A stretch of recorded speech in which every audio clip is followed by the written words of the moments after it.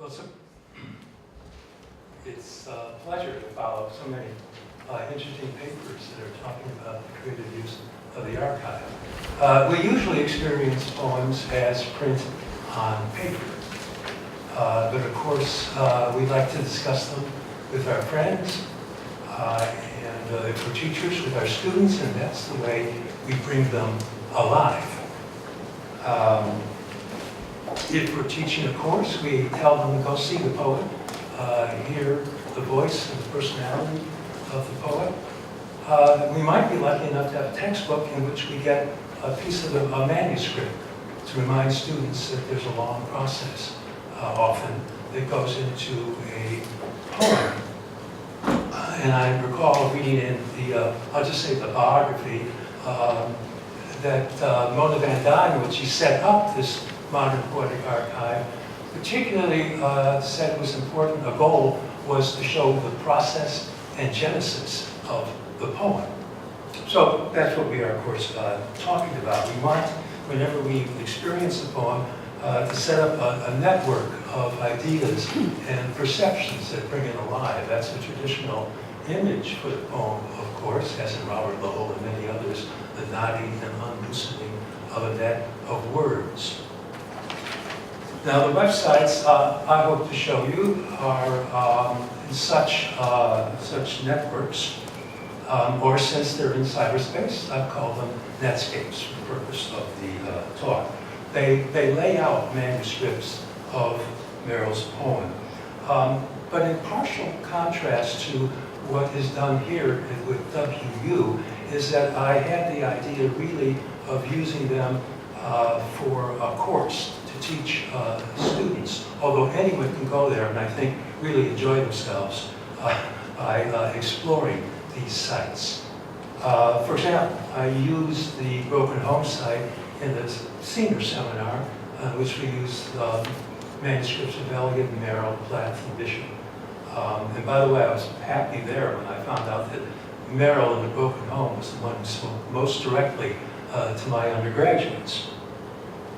Now, if you look at the handout, it's badly reproduced, but it's just here as a reminder. Maybe you can tuck it away somewhere. So you know the address is at the bottom here. This would be page 1 with the black swan. And it's at the top of the next page. But all you really need to know is the words Merrill and the word scalar. You put that into your browser, and that should be among the first hits that you go to. The first site I'll go to is for Proust. And if you look at the handout, you'll see that the sites have similar contents, but they vary, of course, according to the poem. There's a highlight for all of them. There's a copyright statement always begins the statement, and the copyright statements are sprinkled throughout when they're needed to remind you. And I should say now that without the permission and the cooperation of the James Merrill estate and the executors who are here today, this would not be possible. And my gratitude is immense over the past 20 years of coming to WashU and getting help. And in this case, the scans are provided by Joel and Sarah and the good people here at the library. Here's one of the scans. As I say, the special feature of this particular site is that there's an additional poem that can be added for Proust, and that's called Proust 2. So I'll just show you. There's lots of notes having to do with Lanny throughout. Let's see if I can move this over. And then if you get to the bottom here, you get the poem called For Proust 2. So we'll just check on that. I don't know, is it really too big for the screen? It's upside down.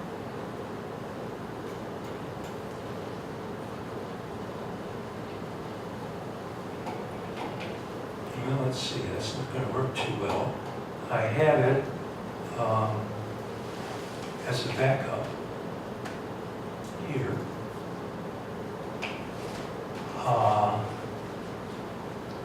Joe warned me that I should have separate files, just in case something like this happened.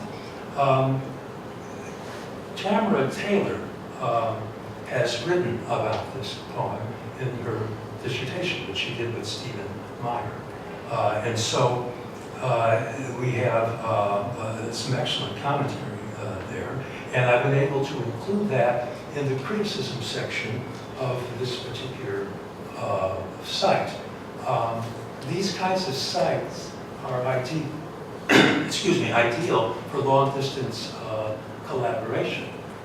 So Erica Cow, who's here today, has helped with this particular site. She did the notes and the criticism section, and her knowledge of Proust has been helpful throughout. She did her senior essay on Proust with Langton Hammer at Yale, so it's been a pleasure to work with her.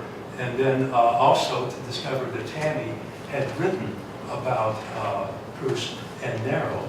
And I don't know, it was Tammy who first used or actually discovered that there are the 3 volumes of the Von Krief translation of Proust that Merrill himself used at Amherst here in the library. So I'm not going to do a lot of clicking around, but you can find on this site Merrill's copy of Proust with some of his annotations, which, as you saw this morning, are fascinating. There's also, visually interesting, are a lot of masks. Lanny talks a lot about masks, life masks, death masks, so you can find images of that there, and I think that it does add some interest to the poem. In this case, what's so particularly interesting is that you have a poem that he wrote later. If you go down a little further, you'll see in red the date 1960. So a bit after it would seem he had finished his satisfaction for Proust. Let me read it. The future?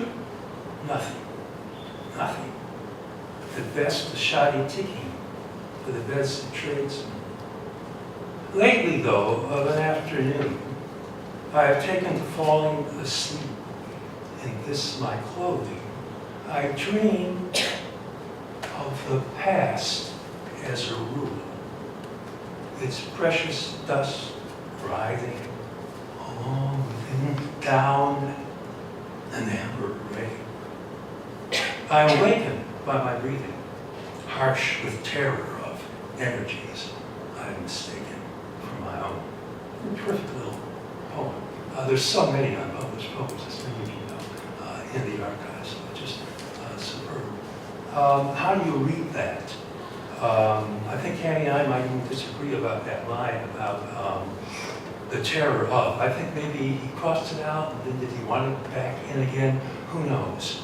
It seems to scan better that way. But wait a minute, it's not a finished poem, right? It's a draft. And there's, I think, a special pleasure in reading poems like this. If you know the recent editions of Emily Dickinson, where the whole point is you hover over various versions, and you don't quite finish. You don't have a finished poem. You have a process. The other site that I'll look at very, very briefly is the Black Swan site on the left of your first page. You have the text again, and the exciting thing here, well, one of the exciting things would be that you have, this is not going to look very well because it's an image and not off the site. Did I explain the scalar site is provided by the University of Southern California, bless them, and they solve a lot of things. Listening to all the encoding stuff, you hear what you're saying, and scalar, this platform, as they call it, is quite helpful. But it's just a great thrill, I believe, to see something like this, the 19-year-old or so, James Merrill, working out the assignment that Kimon Fryer gave him to write a poem about a swan in a particular meter, a particular rhyme scheme. You can see him, can you, at the top, working out the rhymes. It'll be much clearer on my actual site. And at the very top of the page, a lot of stray marks. I don't know whether they're just stray marks or whether they actually happen to be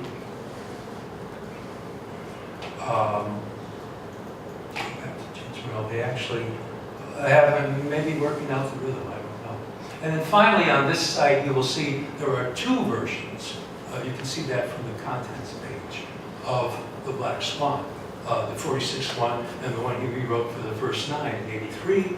And of course I have some information about the differences between the two of them.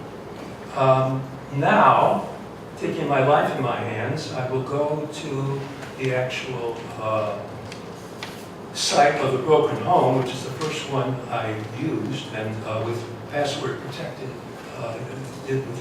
worked with my students. The fascination of all these poems is to go to the archive, to go to the first versions of things, and what a fantastic thing with the Broken Home. When you know, and you'll see over in the exhibit, looking at Mummy, the first poem I imagine he ever wrote around the age of 6. We have that there, and you look at the real thing. Also, I have the background with J.D. McClatchy's interview in which he talks about writing this particular poem. Anytime you get an image, you can also get, shall we call it, metadata about the image. Is that coming up clear? No, it's actually clear on the other side. But I wanted you to see that I explained here that Sandy had, I believe you discovered the poem not among the manuscripts, but among the mother's papers. And as Lanny and Sandy explained, it is in Helen Merle's own handwriting, and she wrote it down. You can read it as it's up there, it's simple enough. But you also know that the central poem of the Broken Home is when he makes that timorous entry into his mother's bedroom with the iris setter, satyr-thighed, head passionately lowered. Here, of course, it's all a beautiful lady. It's all just fine. But it's certainly changed.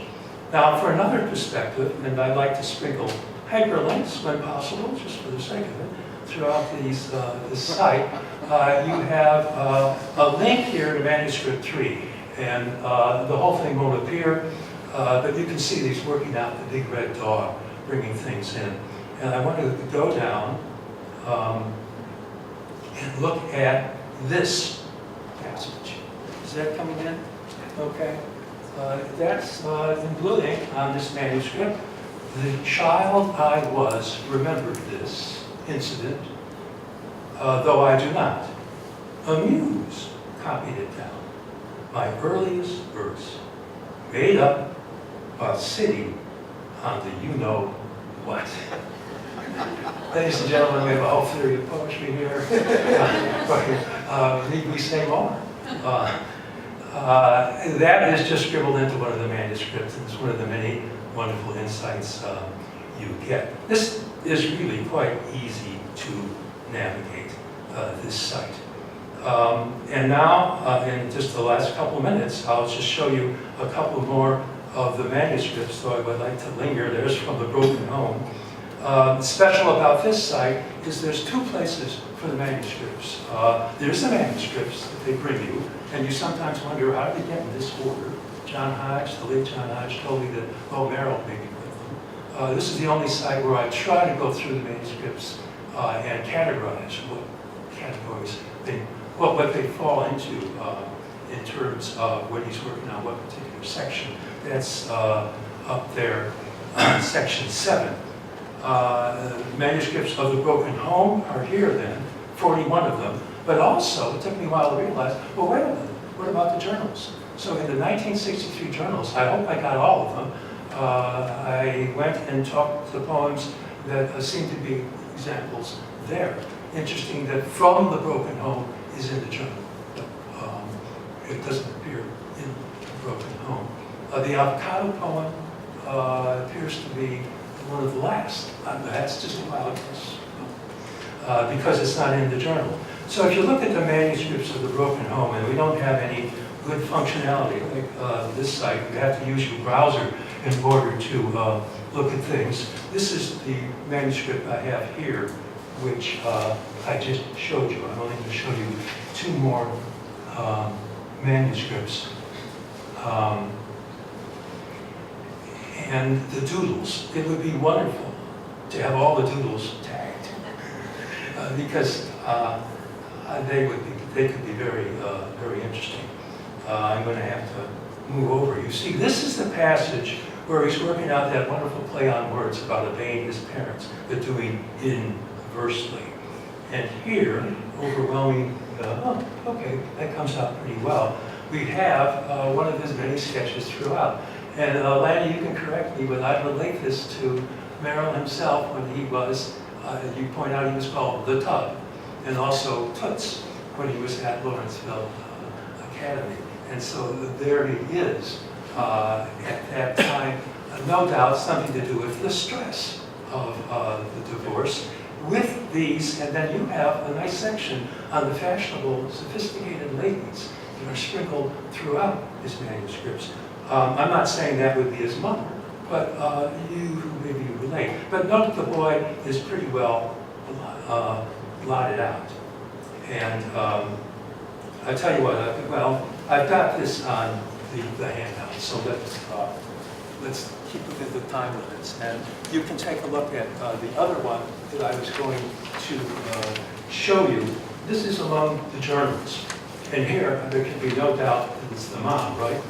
Lanny and Stonington told me, it's on your thing here, is the big R seems to represent the Red Cross cape. So the point is, there's all sorts of wonderful, energizing, enlarging, exciting things in what is truly called the treasure trove of these manuscripts. You know where to find them, so please enjoy them. Thank you.